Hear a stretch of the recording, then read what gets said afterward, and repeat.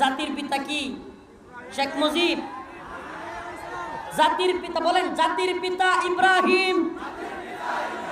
শেখ মুজিব ঘোড়ার ডিম। জাতির পিতা ইব্রাহিম, শেখ মুজিব ঘোড়ার ডিম। মুসলিম জাতির পিতা কে? তো এটা কইতে আপনাকে লজ্জা লাগে মিয়া? জান্নাতে যাইতে পারবেন? জাতির পিতা শেখ মুজিব মানতে পারবেন? মিল্লাত আবিকুম ইব্রাহিম, আল্লাহ নিজে কইছে তোমাদের জাতির পিতা কে? মিল্লাত আবিকুম ইব্রাহিম হুয়া সাম্মাকুমুল মুসলিমিন।